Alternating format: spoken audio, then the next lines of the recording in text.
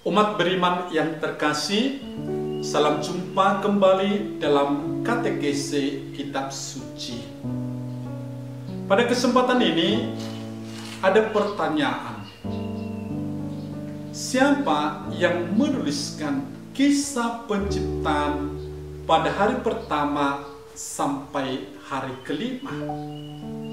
Bukankah manusia belum ada dan dicipta pada hari yang ke-6?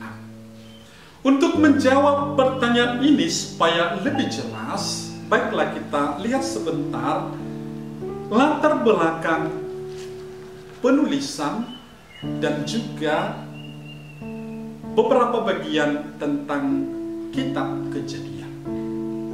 Kitab Kejadian itu sendiri boleh dibagi atas dua bagian besar, yaitu kisah sejarah dan kisah prasejarah. Kisah sejarah tertulis dalam Kejadian 12 sampai 50. Sedangkan bab-bab sebelum bab 12 kita sebut sebagai kisah prasejarah.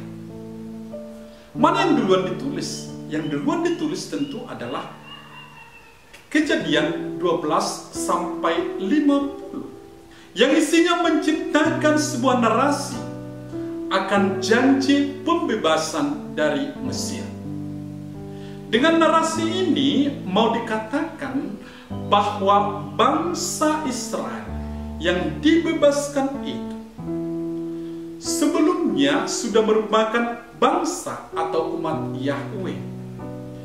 Campur tangan pembebas umat, khususnya pembebasan dari Mesir, adalah kepenuhan dari janji yang telah dibuat kepada para bapa bangsa.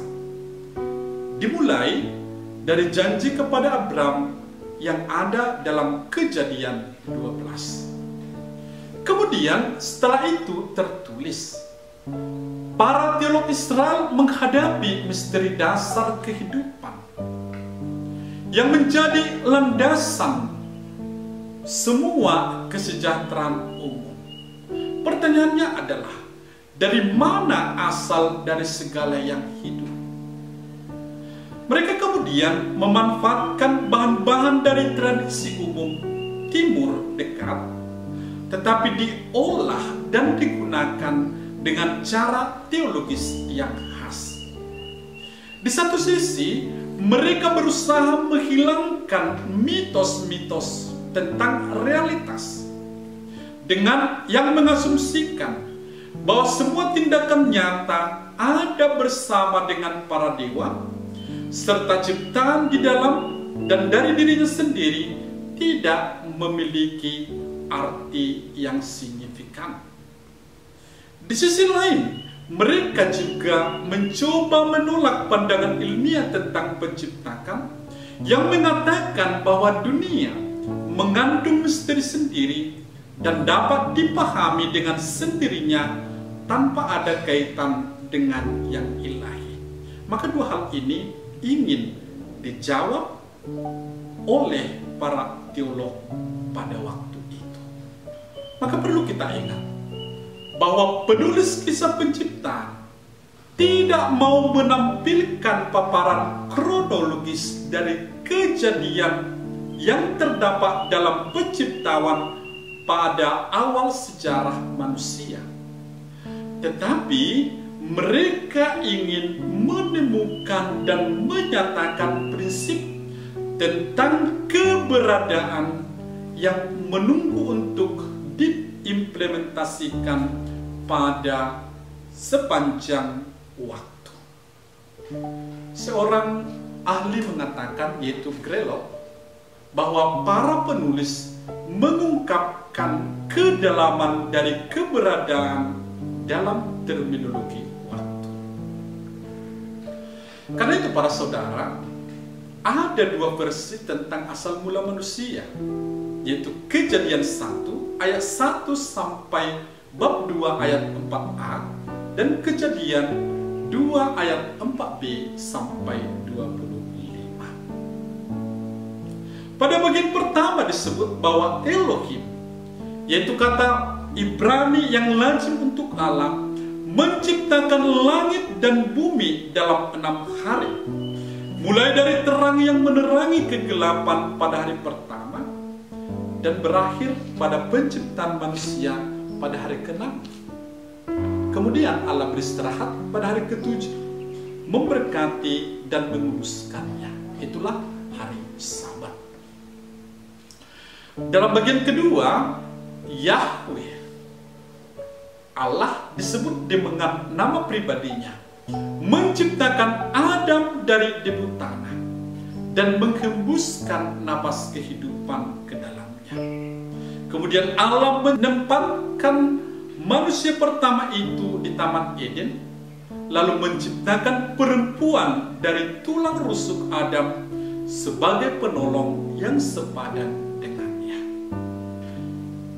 Kisah penciptaan dalam kitab Kejadian bab pertama sebenarnya ada kemiripan dengan teks kuno dari Babilonia, Enuma Elis. Dalam kisah Enuma Elis dikatakan bahwa Dewa Marduk berkelahi dengan monster laut bernama Tiamat dan berhasil membunuh monster itu. Setelah itu ia mengumpulkan para dewa lain, lalu menciptakan langit dan bumi dengan membelah tubuh Tiamat menjadi 2 bagian, 1 bagian menjadi langit, 1 bagian sebagai bumi. Maka perbedaan mendasar kisah penciptaan dalam Kejadian bab 1 dengan kisah Enuma Elis adalah, di dalam kisah penciptaan dalam kitab Kejadian tidak ada jejak konflik, tidak ada perkelahian seperti dalam Enuma Elis. Dan juga pencipta yaitu Elohim sendiri, hanya Dia yang tertinggi. Tidak ada dikisahkan bahwa Dia memanggil dewa-dewa lain dan kemudian mulai mencipta. Hal lain yang khas adalah penyisihan hari ke-7 oleh Tuhan sebagai hari beristirahat dari seluruh pekerjaannya. Ada juga pendapat bahwa kisah penciptaan dalam Kejadian 1 ayat 1 sampai bab 2 ayat 4a memiliki kemiripan dengan Keluaran 35 sampai 40 tentang pembangunan kemah suci dalam perjalanan orang Israel menuju tanah terjanji sebagai prototipe Bait Allah di Yerusalem. Maka kemudian ada pendapat yang mengatakan bahwa kisah dalam Kejadian 1 ini dapat ditafsirkan sebagai pembangunan alam semesta ini sebagai rumah Allah, dan Bait Allah di Yerusalem sebagai cerminan rumah Allah di bumi ini. Nah, dari semua pendapat yang tadi, boleh kita katakan bahwa penulis kisah penciptaan menyatakan keyakinannya bahwa hanya ada satu Tuhan tertinggi. Dia adalah Elohim pencipta alam semesta seluruhnya.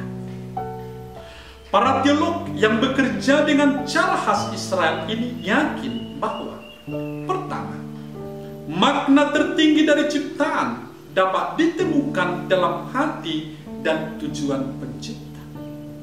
Dan yang kedua, dunia ini dihargai secara positif oleh Allah pada dirinya sendiri. Karena itu, dunia harus dihargai oleh makhluk yang telah dipercayakan untuk itu. Boleh lihat Kejadian 1 ayat 31. Karena itu, penekanan ini bersifat dialektis. Pencipta dan ciptaan harus saling berhubungan. Pencipta memiliki tujuan dan keinginan untuk menciptakan. Dengan demikian, ciptaan ada hanya karena kehendak pencipta.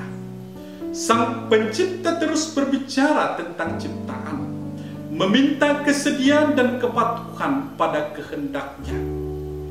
Ciptaan belum dilepaskan atau belum ditinggalkan. Mereka juga tidak diberikan kendali bebas untuk kecenderungannya sendiri. Di sisi lain, ciptaan memang memiliki kebebasan untuk menanggapi pencipta dengan berbagai cara. Tujuan penciptaan tidak dilaksanakan dengan cara paksaan. Pencipta mencintai dan menghormati ciptaan. Kebebasan penciptaan ini dianggap serius oleh pencipta. Karena itu, kedaulatannya dinyatakan dalam hal kesetiaan, kesabaran, dan kesedihan. Para saudara, sekarang kembali ke pertanyaan awal. Siapa sebenarnya penulis kisah penciptaan ini? Kalau kita masih ingat katekese tentang pembentukan kitab suci Perjanjian Lama, tentu kita ingat bahwa dikatakan di sana tradisi tertulis baru terbentuk ketika para raja, terutama Daud dan Salomo, menugaskan para imam. Tugas yang rumit untuk menuliskan sintesa pertama dari kejadian-kejadian yang dialami bangsa itu, yang selama ini disampaikan secara turun-temurun dari mulut ke mulut. Dan kejadian-kejadian itu diingat sebagai kehadiran Tuhan di tengah bangsanya. Dalam upaya itu, mereka sampai pada prinsip keberadaan segala sesuatu, yaitu penciptaan dari ketiadaan menjadi ada. Mereka mengatakan kebenaran dasariah, yaitu hanya Allah lah yang ada pada mulanya, dan dialah Elohim, pencipta segala sesuatu. Teori dokumenter yang mengatakan bahwa teks Kejadian 1 ayat 1 sampai 2a datang dari tradisi B, yaitu dari kalangan para imam. Karena itu kental dengan nuansa peribadatan dan penekatan hari ketujuh sebagai hari Sabat, hari istirahat bagi Tuhan. Umat beriman yang dikasihi Tuhan, dari semua paparan itu dan dari kisah penciptaan, mungkin bisa kita dapatkan penegasan teologis. Pertama, dikatakan bahwa Allah menciptakan ciptaan. Hal ini menegaskan bahwa Allah memiliki tujuan yang kuat untuk ciptaannya. Penciptaan bukanlah sesuatu yang tidak disengaja. Tujuan penciptaan sudah diputuskan. Ciptaan tidak memutuskan tujuannya sendiri.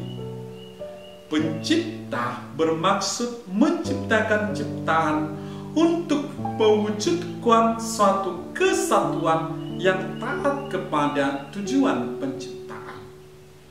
Dunia ini harus indah, itu aspek estetika, dan juga taat, aspek etika. Tuhan tidak memanggil dunia untuk kacau, terfragmentasi, atau dalam konflik. Hal kedua yang penting adalah dalam Kejadian 1, Allah menciptakan dengan berfirman. Karena itu, ciptaan ada untuk mendengarkan dan menjawab Allah yang berfirman itu. Bahasa sangat menentukan untuk adanya dunia yang indah dan taat itu. Allah memanggil dunia ini kepada keberadian, kata Rasul Paulus dalam Roma 4 ayat 17. Panggilan disampaikan penuh kerinduan. Dalam kisah terakhir, bagian pertama kitab Kejadian, pernyataan terakhir adalah losema. Mereka tidak mendengarkan, dalam Kejadian 11 ayat 7. Tetapi meski demikian, sang pemanggil, sang pencipta itu masih tetap mengupayakan agar dunia tetap menjawab. Para saudara yang dikasihi Tuhan, memang saya tidak langsung menjawab pertanyaan siapa yang menuliskan kisah penciptaan hari pertama sampai kelima. Tetapi dari paparan ini, saya pikir kita semua bisa mengerti hal yang lebih luas, yang lebih hakiki dari kisah penciptaan yang dituliskan dalam Kejadian 1 ayat 1 sampai bab 2 ayat 4a. Semoga kita semakin mengerti dan memahami makna terdalam dari ayat-ayat kitab suci yang dituliskan kepada kita. Sekian.